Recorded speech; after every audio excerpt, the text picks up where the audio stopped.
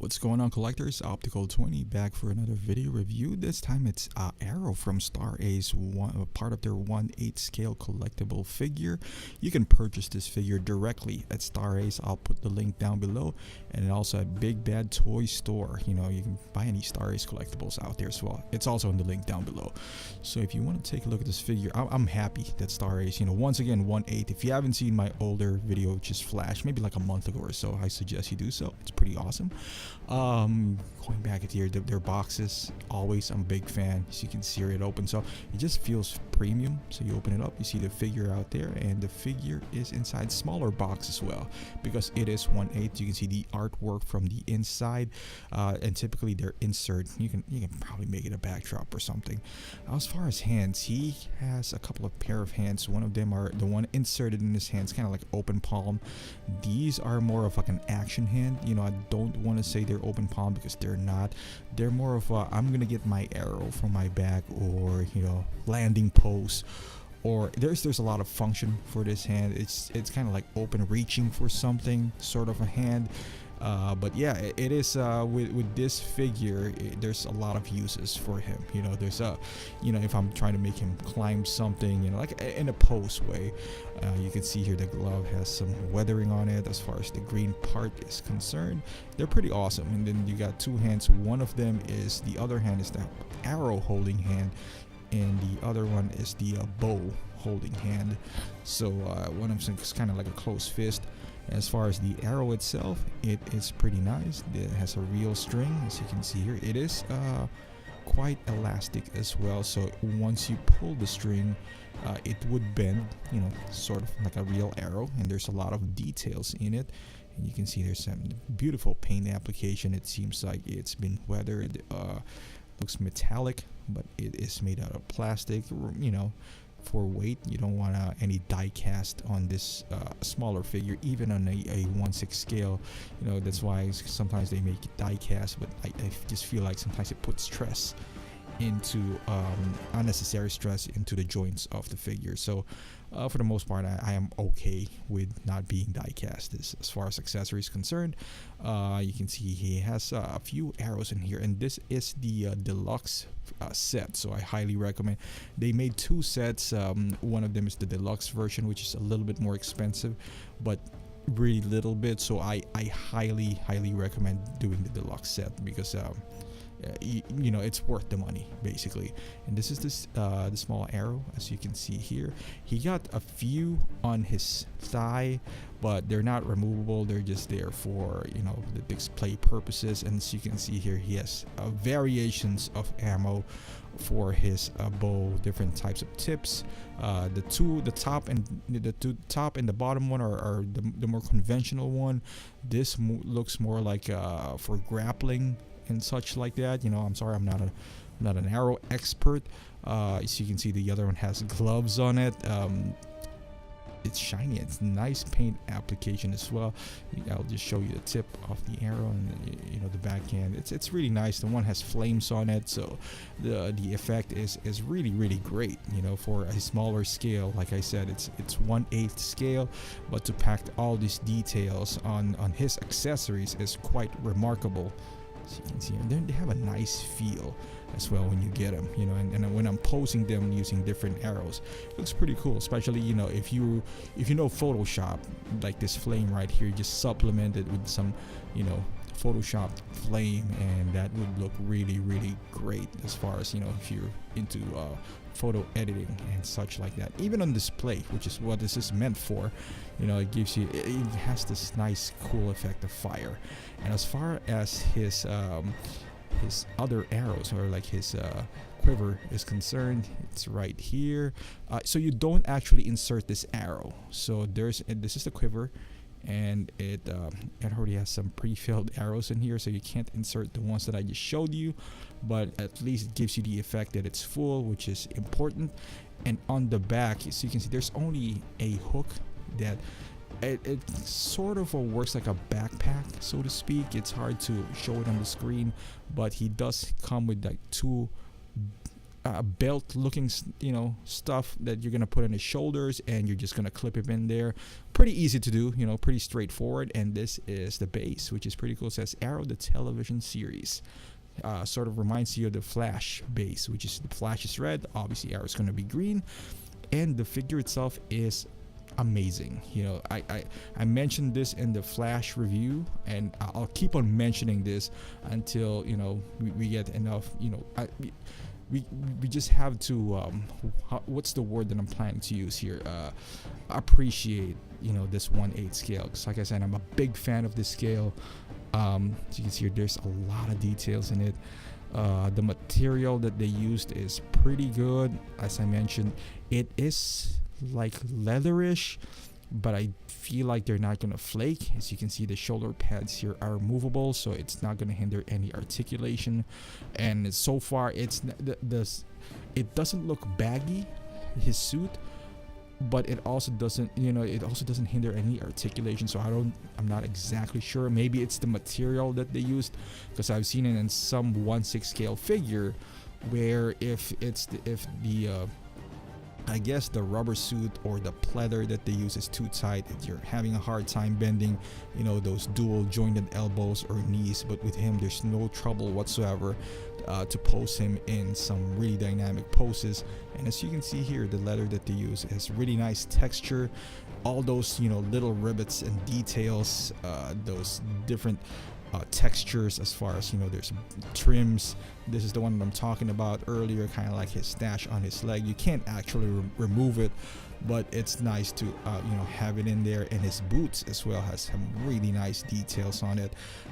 There's a little bit of movement on the ankle. There's no toe movement, unlike Flash, but I guess he doesn't really need so in Flash, because he runs around, and that's what he does. He runs, so that toe articulation is vital for him. And as far as the back is concerned, as you can see, here's some details.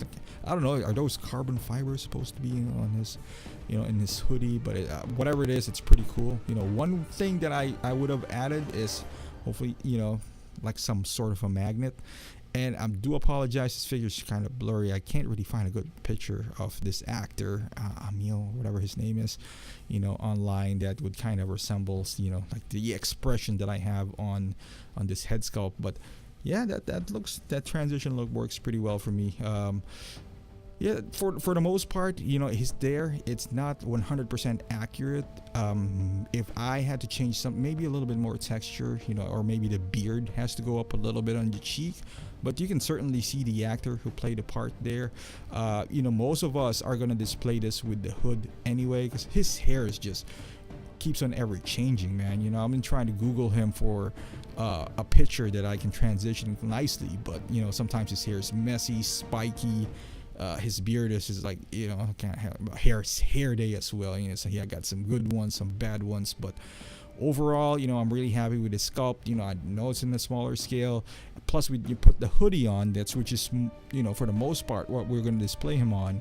It looks pretty darn awesome. Like the one that I mentioned earlier, because the hoodie, once you put it on, it kind of goes back. And I really haven't seen anyone does it, but if they put like a magnet maybe on the head sculpt, on the tip of his hair or something, I'm not even sure if that's gonna work. I'm just blabbering right now, but you can put a double-sided tape. It's like a really small one, so you don't chip the paint or something, because you can put it on like this and it stays and it works. But what you really want to do is kind of push down right there at the middle, so those two edges on the left and right hand side of his cheek would flare out kind of like this. And I think this is a great shot right here. See that? Yeah, that kind of looks like the actor right now. If you just put him on the shadows, just a little bit of face showing, that looks awesome right here. So for the maybe I'll just use a double-sided tape or so. But the other head sculpt, which I would show you next, is all right. So this is even the better, second head sculpt, which is arguably the better head sculpt. Not arguably, I do like this head sculpt a lot. As you can see here, that's the actor himself, and this is the head sculpt, which is pretty nice.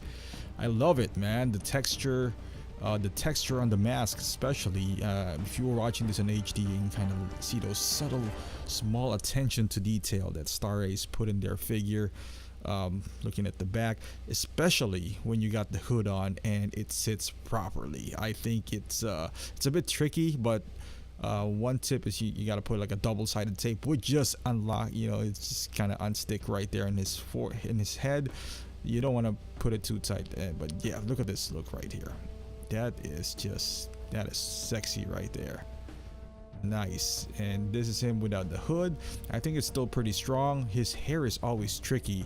I was trying to find some image of him on Google, kind of just to do my what do you call this, my dissolve, like the transition wise, but it's tricky because his hair is constantly changing. There are days where, I guess it all depends on his hair day. It's spiky sometimes it's just flat.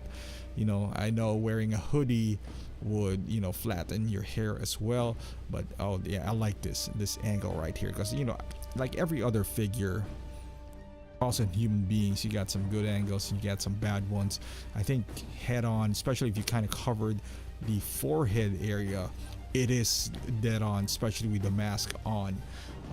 The other one, you see the likeness in there, but I don't think it's spot on. But this head sculpt right here, I think it's just terrific. The shading, the color tone, I think it's just spot on right there. There's not a whole, this is a video, so obviously you can't Photoshop things. I do some color correction, but mostly just to highlight blacks and all that stuff, but nothing too crazy. As you can see, this is I don't have super spotlights. I have 3-point lighting, but for the most part, this is what it is. As you can see here, there's two figures that I honestly do love. I love the Flash and also love the Arrow. I can't wait for any more, the scale that they're releasing. This smaller scale is really working out for me. I'm not gonna lie to you guys, I cannot wait for Supergirl. I saw The Martian and it looks really great as well. You can see him holding, this pose, his hand on his hips. If you're a fan of the show, you see the crossover of the DC shows that they've been doing, and I think it's great. So I'm gonna put him in a couple of poses before we wrap this thing up. And here he is, kind of trying to get some Arrow on his back, trying to load up, and he got some nice array of hands that you can do multiple poses, and there's no shortage, as like I mentioned earlier, of articulation with this figure. He's fully covered and double jointed, on pretty much his elbows and knees. So if you want him kneeling down, jumping in the air, it's limitless. Your imagination, would just run through with this figure, and you're gonna have a lot of fun. And for some, this is the problem when you're dealing with 1/6 sometimes, is that it's too expensive to a degree that, and it's so fragile as well, that you're just scared to post them. You don't want to post a $300 figure, of course, and understandably you don't want to damage it. But with this guy right here, it's like maybe 130 max if you order somewhere, depending on the shipping. As you can see here, he is like trying to shoot an arrow.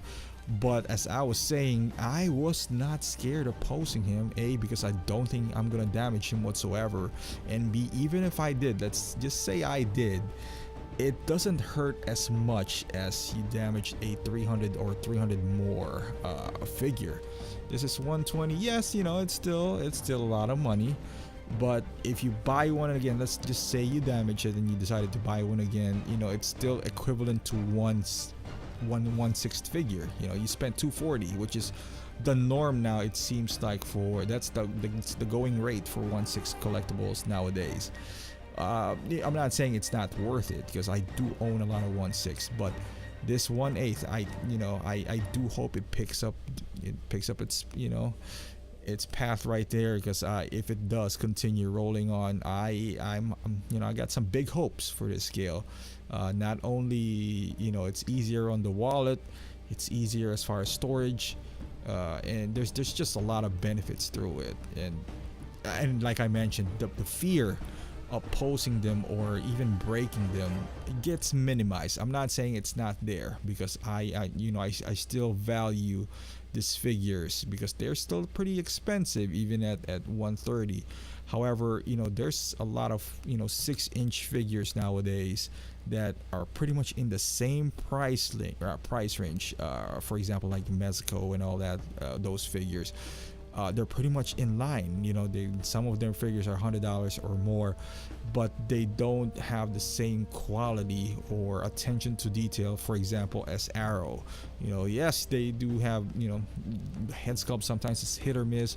For Mexico, for Star Ace, so far I've been really happy with both Flash and Arrow.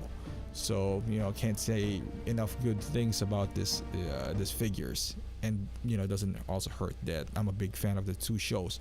And here they are in a DTOF, which is the preferred, I would say, display cabinet for collectors. And you can see all this room right here, and this is 2 figures. If this was 1/6, I would be full. I wouldn't say full, but enough, because ideally you want at the max 2 figures. Some people can squeeze in 4, but I think it's too tight. And my personal rule is 3, depending on the base, but they have like pretty good base, this too, and you still have a lot of room. So you can see here, I can put them on the side, and they have this dynamic poses. I put them on the side and I can still fit one more figure right here, and on the back I can put some riser, like there, some transparent like riser, and I can put another 3 more.